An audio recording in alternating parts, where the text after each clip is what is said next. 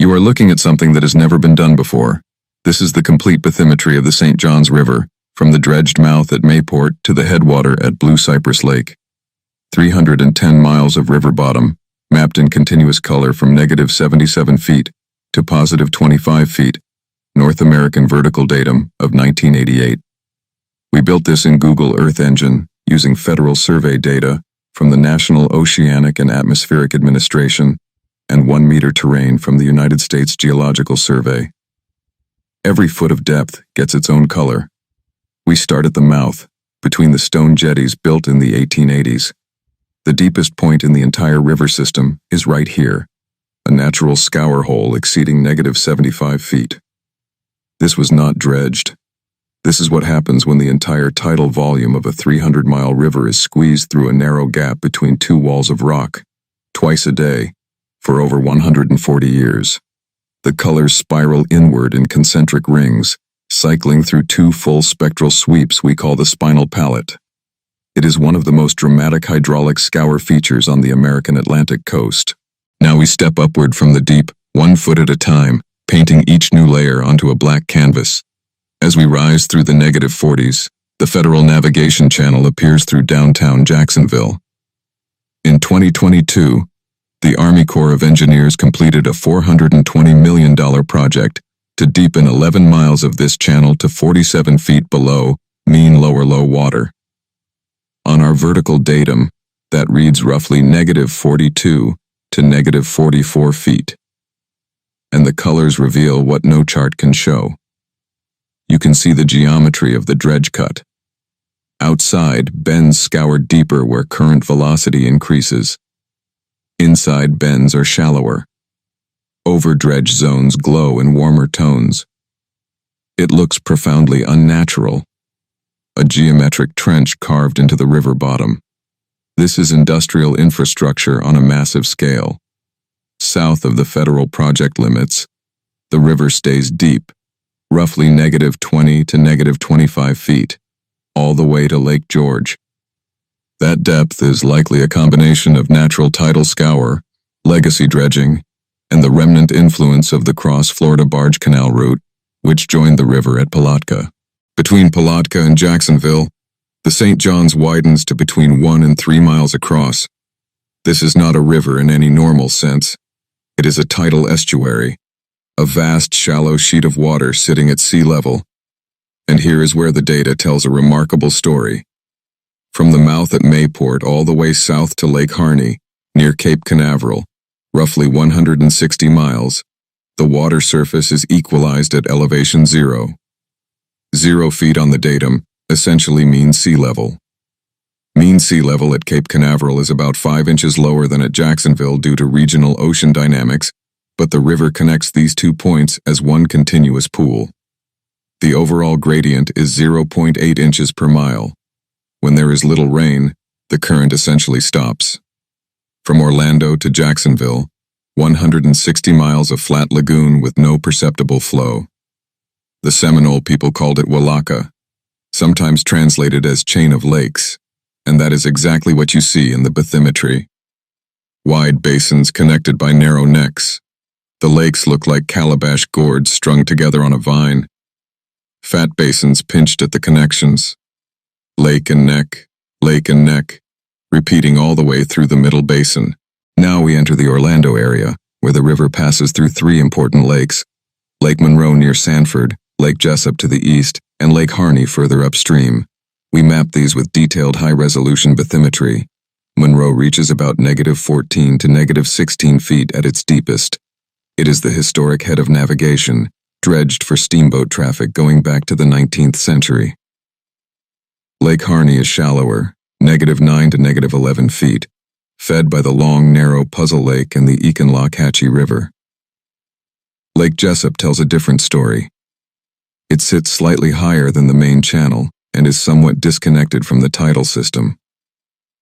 The bathymetry shows that Jessup does not fully participate in the exchange that connects Monroe to the ocean. It is more of a perched lake, connected by a restricted channel. You can see this clearly in the animation. When we fill Monroe, the color spreads easily. When we reach Jessup, The color hesitates at the narrow neck. It does not equalize as readily. 3 lakes within sight of each other, but hydraulically they live in different worlds.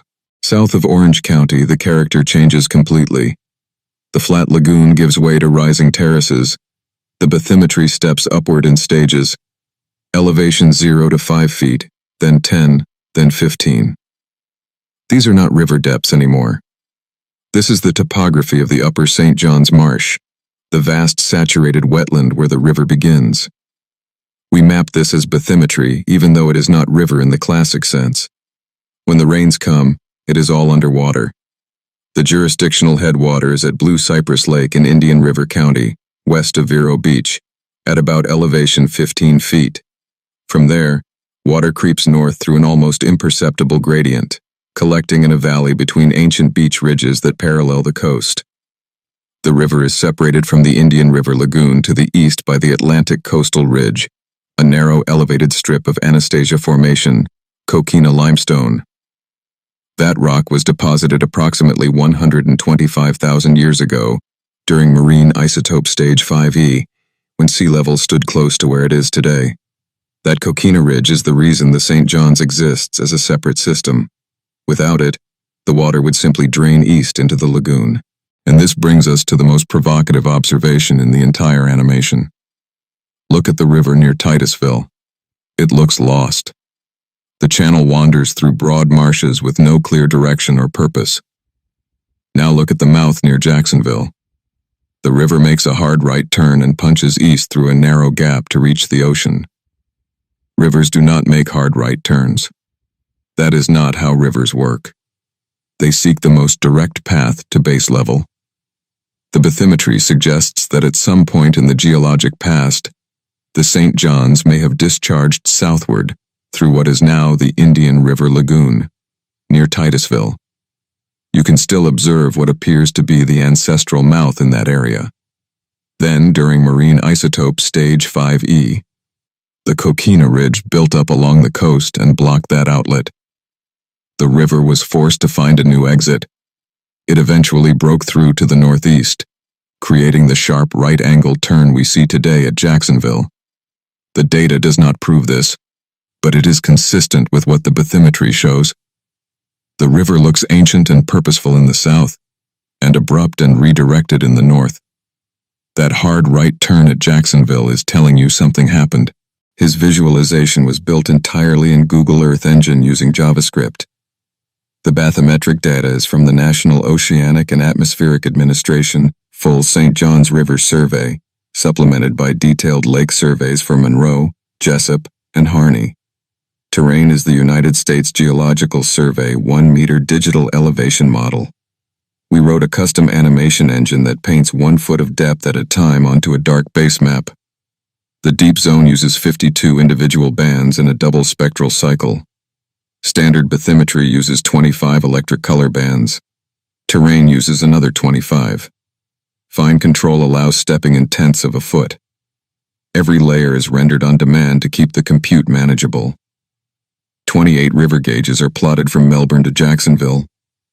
The base map is a dark night style with optional road labels and electric cyan water text, designed to make the colors leap off a black background. To the best of our knowledge, this is the first continuous mouth-to-headwater bathymetric presentation of the St. John's River system. Thanks to the St. John's Water District staff for providing the bathymetric file.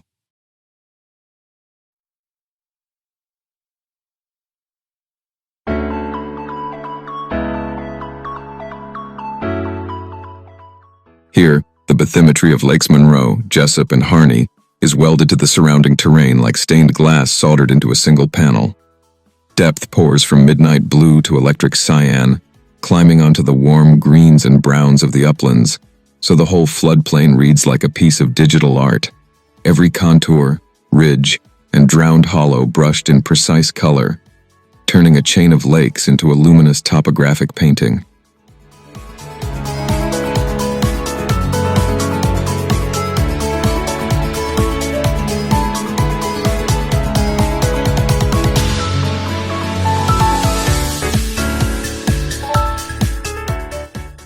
Around Titusville, The St. John's leans east until it's almost breathing on the Indian River Lagoon, the two systems close enough to air kiss across a narrow strip of land. The drained bathymetry shows them as twin ribbons of color running side by side, one freshwater, one brackish, trading glances through cuts, sloughs, and low saddles that hint at how easily a storm or a wet season can make them briefly one body of water.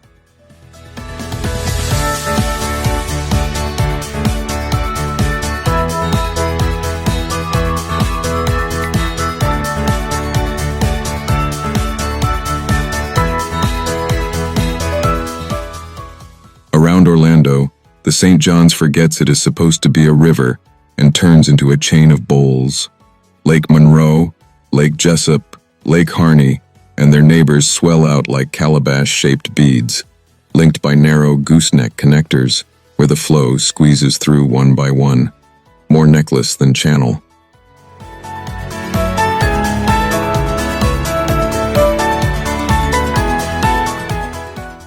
Up in the headwaters, the St. John's stops behaving like a river in the usual sense and flattens into a staircase of wetlands. It spreads out into broad, shallow pans and marshy saucers that spill gently into one another, a chain of cascading swamps where water seeps in sheets forward rather than running in a single decisive channel.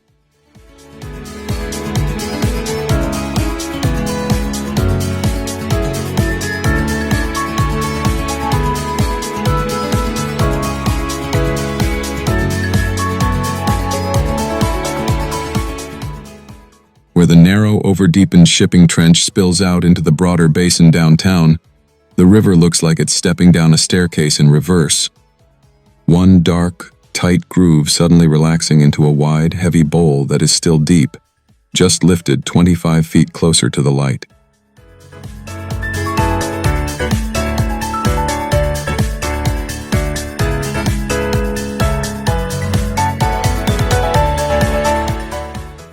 A deep, straightened shipping spine cut through the older river, a hard-edged trench of the Federal Channel slicing cleanly past downtown Jacksonville, wrapped in a neon splash of color that marks every bar, shoal, and eddy. We digitally drained the St. John's at Jacksonville's outlet, and what's left looks less like a river than a Mardi Gras ornament spilled across the coast.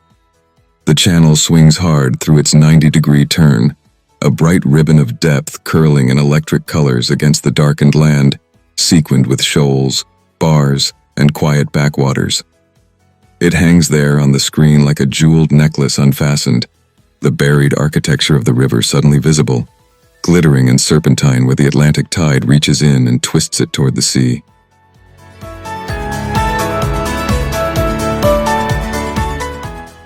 Once more, my favorite viewing experience is the spine through Jacksonville rendered on the dark map, with and without labels.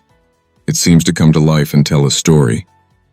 We digitally drained the river to expose the full form of its channel and banks, revealing the subtle bars, pools, bends, and deep spines that are usually concealed beneath the surface. This view shows the navigable river segment from Cape Canaveral to Jacksonville, and note how the 0 feet elevation contour wraps this zone like it is a single system. The dark map is shown with and without labels. The left side legend has the color code for the elevations, but if you are colorblind like me, watch the digital elevation render on the right side. We hope you enjoy watching this as we enjoyed making it.